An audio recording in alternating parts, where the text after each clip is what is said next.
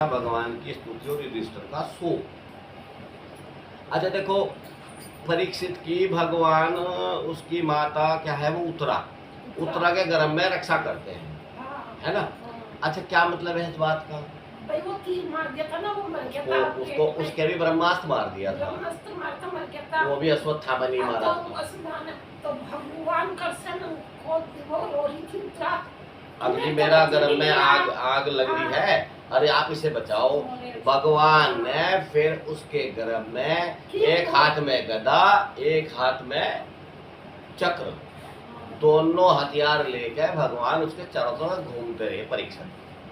तो अपना यहाँ निवेदन सबसे ये है, भगवान गर्भ में हम सबकी ही रक्षा करते हैं, इसी तरह करते हैं। परीक्षा का तो उदाहरण देके बताया। कि कौन ऐसा बच्चा है जो अपने माँ के गर्भ में बिना भगवान की रक्षा के बाहर आ गया? हमें स्मृति हो या ना हो, परीक्षक के बाहर से तो हमें सिखाया, बताया। हम सब परीक्षक हैं। परीक्षक के मतलब क्या हो बोला? जो परीक्षण करे। इसका नाम परीक्षण नहीं है। परीक्षक का नाम तो विष्णु रात है, आवेगा आगे कथा में। और इसको परीक्षित इसलिए कहा गया है, और इस पे भगवान की कृपा से इसको गर्भ की स्मृति थी, और यो बाहर सबके मुंह देखा था, घूम घूम के परीक्षण करा था। वो जो मेरे गर्भ में अंदर था वो कौन है, वो उसे ढूंढता था, इसलिए ये सबकी परीक्षा करता था। तो ये परीक्षित है। तो हमें कायदे में सबको परीक्षित होना चाहिए, क्योंकि भगवान ही हमारी रक्षा करते हैं पेट में। मगर हमें किसी को ये भगवान स्मृति नहीं देते। अगर हम भगवान की याद बनी रहे, जो बनी रहे, हम भी परीक्षित हो भाई। अधम लोग हैं, कलयुग में है, ये है परीक्षित के बता मैंने।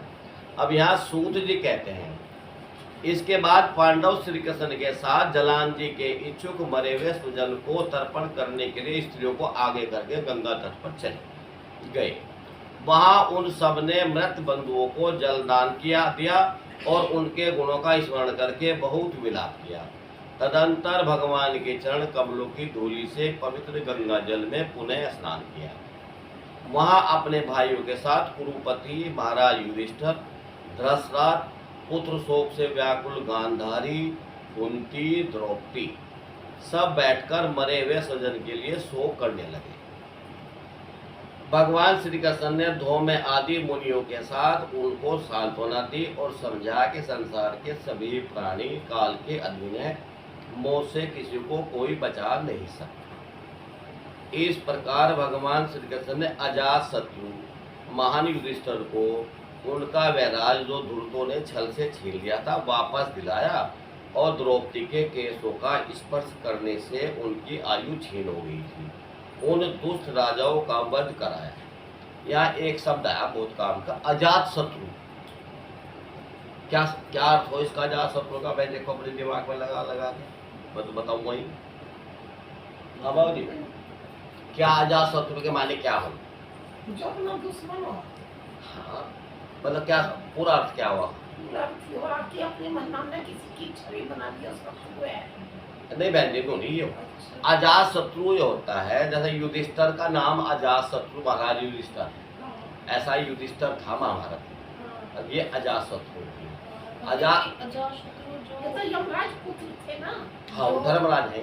जो युधिष्ठिर के जो शत्रु थे जिन्हें जितना ना जा सके, कुछ है सही अर्थ, पर चलो मैं खोल कर बता दे रहा, आप सबको सब कुछ समझ में आ जाएगी।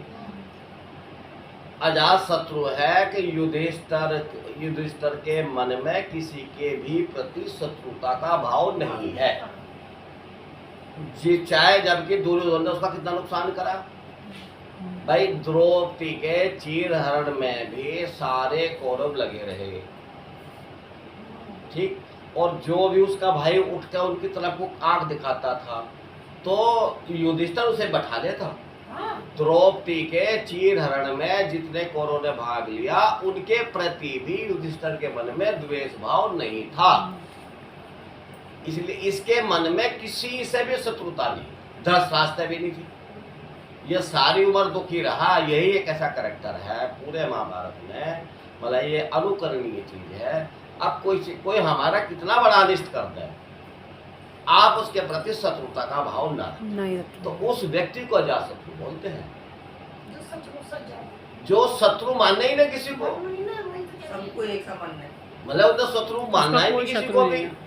आप देखो कथा आती है जब इनके 13वें काल में अज्ञातवास में युधिष्ठिर को कोई जंगली भील भाल से बंद कर दे, जो कहीं जावे कुछ खेल महाभारत में कथा है उसकी, और वहां जाके ये युधिष्ठिर को पता लग जाए कैसे कैसे करके उसका वध हो जाता कर्ण का नील का, तो इन्हें अपने भाइयों में जाओ उसे छुटा खाओ, और ये जाके उसे छुड़ा खाओ है, क्योंकि ये तो आज्ञाकारी है, भाई अच्छे भाई हैं। पर उसने वहां भी दुर्योधन का फेवर किया है, कह रहे नहीं भाई है किस, इसलिए युधिष्ठिर के मन में किसी के प्रति शत्रुता का भाव नहीं था, पूरा संसार उसका मित्र था। यही सच्ची भगवान की भक्ति है, और इसी को वासुदेव सर्वम इति बोलते हैं। जो इस प्रकार का मनुष्य होगा वही तो भगवान से सच्चा प्रेम करेगा। यदि किसी के प्रति भी हमारे मन में द्वेष है तो वो है तो भगवान के प्रति मेरा, क्योंकि जब यहाँ सब भगवान के रूप है, भगवान से अलग जब इस दुनिया में कुछ भी नहीं है, तो फिर आप किससे शत्रुता करोगे? यदि शत्रुता आप कहीं किसी से कर रहे हो तो भगवान से कर रहे हो। यदि कोई यहाँ इस भाव में ठीक है, यहाँ आके साधना परिपक्व होती है, हमारा कोई नहीं है, चाहे वो मेरा पति है मेरे साथ रोज मारपीट करे, चाहे मेरी सास रोज मुझे गाले, कुछ नहीं, आनंद भगवान की ऐसी मर्जी, भगवान इसके रूप में मेरे साथ यही कर रहे। युधिष्ठिर से बड़ा खराब जीवन किसी का हुआ, और यही गए थे जब ना, वो मेरा स्वर्ग लोग यही गए थे। यही गया धर्म यो धर्मराज है। शरीर गया आयु। बाकी कोई नहीं जा तो पाया। अब आप लगाओ ना अंदाजा, तो मतलब यहाँ तक भगवान की भक्ति होती है। जो इस स्थिति का जीव है, इस स्थिति का साधक है, वो समझो वो भगवान की सच्ची भक्ति कर। तो हम तो कर तो सभी रहे, पर बाहर निकलते कुत्ते से द्वेष है। अब मान कोई कुत्ता है, उसे बेचारे ने काट लिया, वो भाई कीड़े पड़ गए, भगवान की इच्छा, हमें क्या लेना देना, पीछा छुड़ाओ बगल से लेकर के चले जाओ। आप खाली उसमें फंसोगे तो फंस जाओगे, तो किसी से शत्रुता नहीं, तो ये अजात शत्रु होता है। तो जो वासुदेव भगवान का जो सिद्धांत है भाई यह सब कुछ मैं हूँ, तो यहाँ द्वेष में यदि किसी से करोगे तो वो मेरा है, ये मान लो, फिर आप मेरे भगत नहीं रहे, फिर तो आप सबसे द्वेष कर लो, फिर क्या है। जहाँ पांडवों ने हथियार छुपाए थे, हाँ। वो माता सती का मंदिर है राजस्थान में, बतावे तो ऐसा ही, उसके पास ही है, आस पास ही है वो जगह अच्छा। जहाँ पांडवों ने हथियार छुपाए थे। नदी भी है, उसमें नहावे लोग भाग जावे हैं। राजस्थान में नदी है। वो है गंगा जी, जहाँ ये पांडवों ने हथियार छुपाए थे, वो तीर मारा था ना पांडव ने, हाँ हाँ, तो उससे नदी बन गई थी। वो अच्छा वो कुरुक्षेत्र में बतावे, हाँ ये उसने क्षेत्र में नहीं, भीषम पिता में जहाँ सर सही है पड़े थे, नहीं नहीं, जहाँ पांडवों ने अपने हथियार छुपाए थे ना तो पहले, वहाँ भी नदी है। जहाँ पे वे और कहाँ राजस्थान है। अज्ञातवास के टाइम अज्ञातवास के टाइम पे करते हैं। तो इसका मतलब विराट, चूंकि अज्ञातवास में ये राजा विराट के घर रहे, हाँ, उससे पहले तो राजा विराट का घर इसका मतलब राजस्थान साइड में नहीं, है। अज्ञातवास एक वर्ष का था। नहीं 13 साल तो नहीं, 12 साल नहीं 12 साल के तो बड़ों में था, फिर उसमें एक 13वां साल अज्ञातवास अज्ञातवास का था। और अज्ञातवास की जो कथा हमने भारत में पढ़ी, महाभारत में पढ़ी है, वो राजा विराट के घर रही, वहाँ या सैरेंद्री बनी, वो वही खाना बनी, बना, एक कर्ण बना, तो सबने तो वो राजा पांचों ने विराट अपना के काम ही बांटा। राज हाँ, में। वही तो उससे तो पहले इस हिसाब से राजा विराट का जो राज था वो राजस्थान में रहा होगा। राजस्थान में रहा होगा जब इतना। हाँ, जब आज उन्हें ढोलक बांधना बना था। हाँ ये वेलेंद्रना है, वेलेंद्रना एक ना घोड़े का खाना बनाने वाली भी बनी और थी। जो इसने सजाने वाली वो अभी वो बना था भीम। और द्रौपदी को दी थी इसे रानी को सजाने वाली। वो उसका था। नौकरानी। हाँ सारे नौकर थे बेचारे। पार्लर वाली कहो ना सीधे सीधे। चलिए साहब छठा शुरू करते हैं। साथ ही युधिष्ठिर के द्वारा उत्तम सामग्रियों से तथा पुरोहितों से 3 अश्वमेध यज्ञ कराए। इस प्रकार युधिष्ठिर के पवित्र यश को 100 यज्ञ करने वाले इंद्र के यश की तरह सब ओर फैला दिया। इसके बाद भगवान श्री कृष्ण ने वहां से जाने का विचार किया। उन्होंने उसके लिए पांडवों से विदाली और व्यास आदि ब्राह्मणों का सत्कार किया। उन लोगों ने भी भगवान का बड़ा ही सम्मान किया। तदंतर सात्विकी और उद्धव के साथ द्वारका जाने के लिए रथ पर सवार हुए। उसी समय उन्होंने देखा कि उत्तरा भय से वियल होकर सामने से दौड़ी चली आ रही। अब परीक्षित जी का जन्म। उत्तरा ने कहा, देवादिदेव जगदीश्वर, आप महायोगी हैं, आप मेरी रक्षा कीजिए, रक्षा कीजिए। आपके अतिरिक्त इस लोक में मुझे अभय देने वाला और कोई नहीं, क्योंकि यहाँ सभी परस्पर एक दूसरे की मृत्यु के निमित्त बन रहे हैं। प्रभु, आप सर्वशक्तिमान हैं। यह देखते हुए लोहे का बाण मेरी ओर दौड़ा आ रहा है। स्वामी, यह मुझे भले ही जला डाले, परंतु मेरे गर्भ का नष्ट न करे, ऐसी कृपा कीजिए। सूत जी कहते हैं, भक्त वत्सल भगवान श्री कृष्ण उसकी बात सुनते ही जान गए कि अश्वत्थामा ने पांडवों के वंश को निर्बीज करने के लिए ब्रह्मास्त्र का प्रयोग किया। सौनक जी, उसी समय पांडवों ने भी देखा कि जलते हुए 5 बाण हमारी ओर आ रहे हैं, इसलिए उन्होंने भी अपने अपने अस्त्र उठा लिए। सर्वशक्तिमान भगवान श्री कृष्ण ने अपने अनन्य प्रेमी पर शरणागत भक्तों पर बहुत बड़ी विपत्ति आई जानकर अपने निज अस्त्र सुदर्शन चक्र से उन निज जनों की रक्षा की। योगेश्वर श्री कृष्ण समस्त प्राणियों के हृदय में विराजमान आत्मा है। उन्होंने उत्तरा के गर्भ को पांडव की वंश परंपरा चलाने के लिए अपनी माया के कवच से ढक दिया।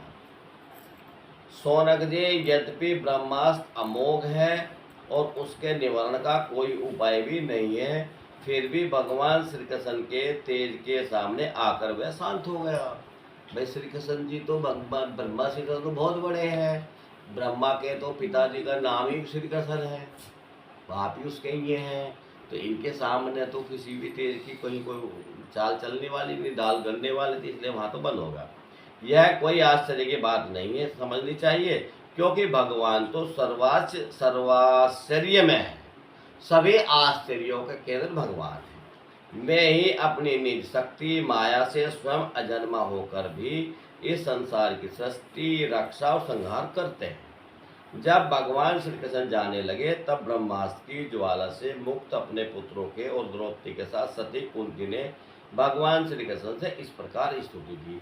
ये कुंती की। अच्छा, यहाँ परीक्षित का बहुत ज़्यादा नहीं दिया, महाभारत में बहुत सारा है वर्णन इसका, तो वहाँ तो यो पुत्र ही मरा हुआ पैदा हो, महाभारत में परीक्षित मरा और भगवान इसको अपने योग बल से जीवित कर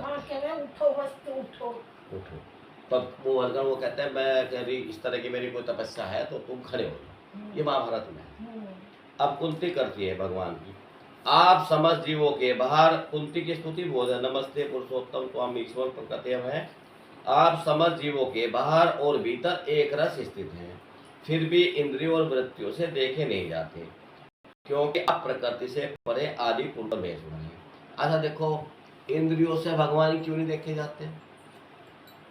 दिखता ना, इंद्रियों और वृत्तियों से देखे नहीं जाते। भगवान चूंकि इंद्रियों का विषय नहीं है। क्यों भला? इसलिए नहीं बेटे, पाप तो जो भी है, पर देखो मान ले दृष्टि होगी, इंद्रिय से मतलब भाई आँख से भगवान दिखाई दे, कान से भगवान के शब्द सुनाई दे, हाथ से भगवान को हम स्पर्श कर सके, तो नाक से हम भगवान को सूंघ सके, तो ये हमारी ज्ञान इंद्रिया है। तो भगवान इनका विषय नहीं है। अच्छा, हमारी 5 ज्ञान इंद्रियों का जो विषय है, जिसको हम देख सकते हैं, जिसको हम छू सकते हैं, जिसको सूंघ सकते हैं, जिसको चख सकते हैं, वो विषय बाहरी तो होंगे, हमारे सामने ही तो होंगे। भाई, मैं इस पुस्तक को छू सकता हूँ, इस पुस्तक को देख सकता हूँ, इसमें जो शब्द है उन्हें पढ़ सकता हूँ। अब ये मेरे से अलग चीज है। ज्ञानेंद्रिया इस शरीर में जितना चीज है उससे अलग को ही तो देखेगी, और भगवान मेरे से अलग तो नहीं ना। यहाँ इसलिए भगवान हर जीव के अप्रोक्स है। अप्रोक्स वस्तु को आप बाहर समझ के तो नहीं देख सकते। यहाँ ये है, क्योंकि देखो जहां से वृत्तियां निकलती हैं वृत्तियां ऐसे समझो जैसे सूर्य में किरणें। तो क्या किरणें सूर्य को देख सकती हैं? नहीं। तो हमारी जो ज्ञानेंद्रिया है वो हमारे ज्ञान स्वरूप हमारी जो आत्मा है उसमें से ही तो निकल रही। ये वापस कैसे जा सकती है?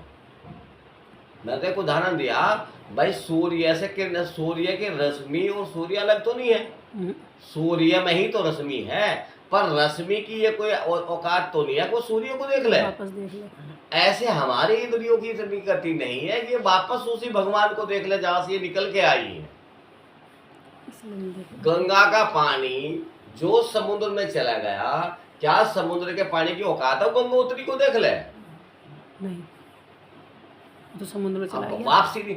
इसलिए भगवान के तत्व को का ज्ञान करना थोड़ा मुश्किल पड़ता है जीव को, पर धीरे धीरे समझते समझते समझते समझते समझते समझते समझते समझते बुद्धि का मैं आ जाएगा। क्योंकि बुद्धि मन और भगवान अलग अलग नहीं है, वही परम पिता परमात्मा जो ज्ञान स्वरूप चेतन है, उसी में किसी कल्पित इच्छा से बुद्धि क्रिएट हो जा, और उसी बुद्धि में कल्पित होने के बाद मन क्रिएट हो जा, उसी मन में अलग अलग 5 ज्ञानेंद्रियां खड़ी हो जा, 5 ज्ञानेंद्रियों से जितने भगवान के 12 विषय हैं, सेब है, अंगूर है, आम है, फल है, हलवा, इन सब का हम ज्ञान करने लगे। हो रहा वहीं से। तो आंख की ये हिम्मत नहीं है वो भगवान को अपनी आंखों से देख दे, वापस। क्योंकि वो जहां से जो इसका मूल है, आप इसको ऐसे समझो, सबसे पहले बाहर के विषय, विषयों से परे हमारी इंद्रिया, ये गोलक हमारी आंख है, ये की पुस्तक है, इससे परे मेरी आंख, ये दृष्टि कैमरा है, इसके पीछे मेरा मन है, मेमोरी, मन के पीछे मेरी बुद्धि है, बुद्धि के पीछे मैं बैठा हूँ, उस मेरे मैं के पीछे मेरा भगवान बैठा। तो ये सब एक ही लय तो है, फंक्शन बदलते चलेंगे, वस्तु एक है। इसलिए निर्विशेष मन का नाम परमात्मा है। इसलिए इसको कहते हैं इस तरह, सर्व विशेष निषेध शेष वो भगवान है। क्या काम है? सर्व विशेष, जितनी हमारी विशेषताएं हैं, निषेध उन सब का निषेध करें, शेष जो बचाएगा वो परमात्मा है। तो इसलिए परमात्मा का दर्शन अपने से अलग नहीं होने का, परमात्मा का दर्शन अपने हृदय में होगा। हृदय का मतलब बुद्धि की वो गुफा खोलनी, वो खोल, भगवान की कथाओं से खुल जाएगी। वहां आपको भगवान का कल दिखाता नारद जी को। नारद जी पीपल के पेड़ के नीचे उत्तराखंड में जाकर तपस्या करी, भगवान उसके चित्त में ही तो आए। उसके भगवान के चित्त में, जैसे भगवान किसी के भी चित्त में प्रकट होंगे तो वो चित्त की ही वृत्ति आकार ले लेगी कन्हैया का, वो आकार आपके चित्त में ही खड़ा हो जाएगा और वो लुप्त भी वही होगा। ऐसा नहीं होगा भगवान यहाँ बीच में कहीं खड़े हो जाएंगे, वो आपके अंदर ही होगा, क्योंकि आपके अंदर और बाहर भगवान है। भगवान वहां प्रकट होंगे जहां भगवान को प्रकट होने के लिए कोई उद्योग होगा। जैसे देव की मैया के कंस के कारागार में भगवान जी का प्रकट हुआ। क्या अर्थ है इस बात का? देव की मतलब क्या हो? जिसकी मति देवों जैसी हो, वह तो देव की। और उसके पति कौन है? वसुदेव। वसु भी देवता और देव भी देवता। जो बहुत ही मतलब पारंगत बड़ा देवता हो, उसकी बुद्धि ऐसी हो, ऐसा व्यक्ति, ऐसी मति, तो उसी के तो अंतःकरण भगवान प्रकट होंगे। अंतःकरण ही तो जेल है। आप जैसे कहते पीछे भगवान, अगर जब भागवत कथा आप सुनोगे तो भगवान आपके हृदय में आकर कैद हो जाएंगे। तो वो ही तो गुफा है, वो ही तो जेल है, उसी में तो वो प्रकट होते हैं। ये लीला के लिए है। भाई मथुरा में जेल है, वहां भगवान का प्रकट हुआ है। वो आदि भौतिक सच है, ये आध्यात्मिक सच है। ये आदि देविक है, भगवान वहां प्रकट हो गए, उनके पिताजी उन्हें छाछ में रख के जमुना जी पार करके और उनको वहां छोड़ा। यशोदा के यहाँ छोड़ ये आदि देविक है, क्योंकि देविक क्रिया है। ये थोड़ा सा जैसा होगा ना भाई, जिसमें मतलब भगवान का महत्व बढ़ता हो, ये ऐसी क्रिया है भाई। नदी भी उफान पे थी, बरसात भी भारी थी, जमुना जी पैर छू के नीचे चले गई, ये देवी गुण है। ये वैसे संसार के गुण थोड़ा ही है, आदमी आम आदमी थोड़ा ना कर लगे, इनको भगवान कर सकते हैं। तो उसमें भगवत्ता थी, उसने सारे कार्य किए। तो यशोदा मैया के घर चले गई, और देखो बच्चा भगवान चले गए यशोदा मैया के, और यशोदा मैया सो रही है, तो पता भी नहीं है। पता तो भगवान तो सोते हुए मिले, जिसका थोड़ा ध्यान अपने आप ही चल के गए उसके घर में, और जाकर लात मार के उसे ठाया, अरे उठा मैं आ गया। तब यशोदा मैया जी ने भाई तेरा तो बच्चा भी हो गया। तो ऐसे भगवान का प्रकट होता है। इसलिए अपने मन को इतना शुद्ध करो, जैसे मैंने अजातशत्रु का बताया कि इससे द्वेष ही न रखो।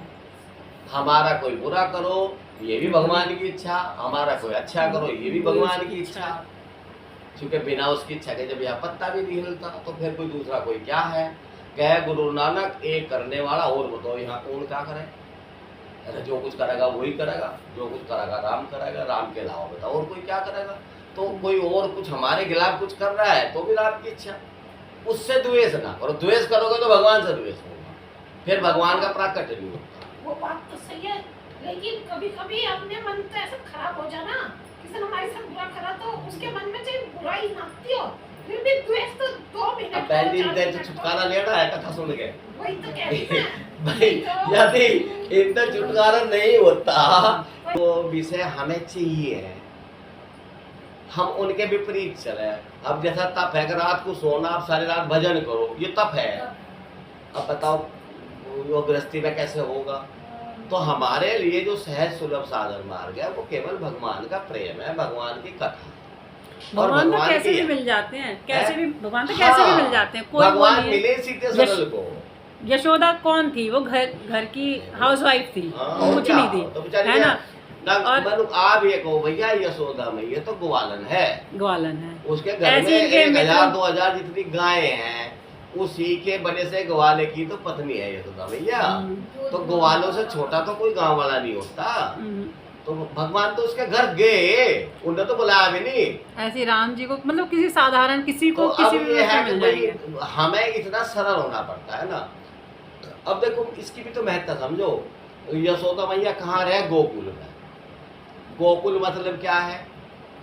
जहाँ गाय रहे, गाय का वास। और गाय का ये अर्थ नहीं है यहाँ, हमारी इंद्रियां जहाँ रहे, क्योंकि इंद्रियों को भी गौ कहते हैं। हमारी जो इंद्रियां हैं, तो गोकुल का मतलब है जो हमारी इंद्रियों का कोई जो गांव है वो गोकुल है।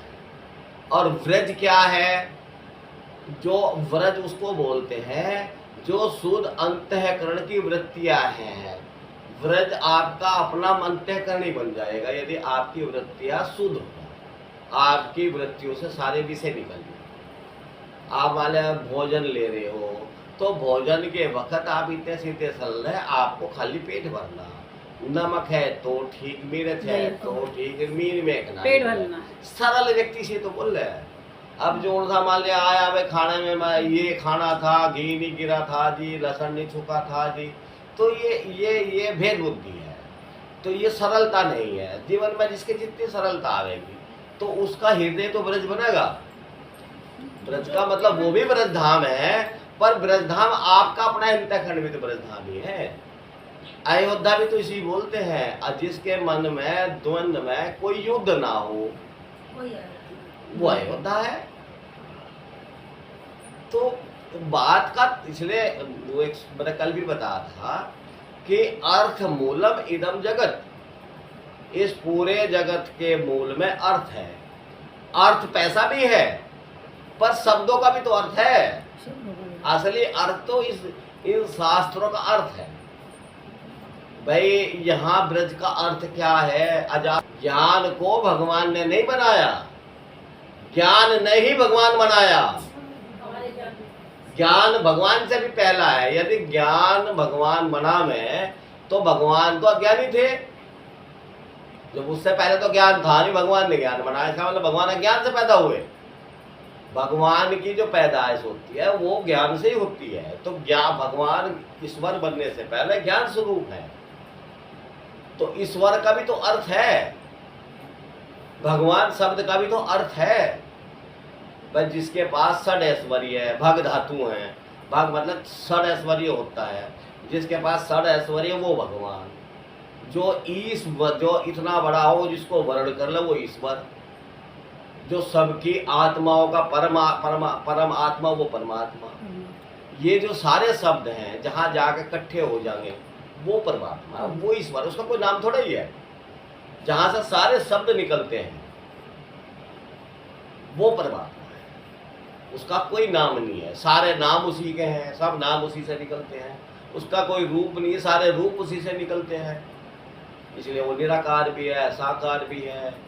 तो ये हमारी बुद्धि धीरे धीरे पकड़ेगी। जब यह पकड़ेगी तो रामाकार होगी, जब यह रामाकार होगी तो आपको राम मिलेंगे। राम मिलने से पहले तो आपको पता लगा मुझे राम मिलेंगे, तो वो पहले रामाकार हो लगा।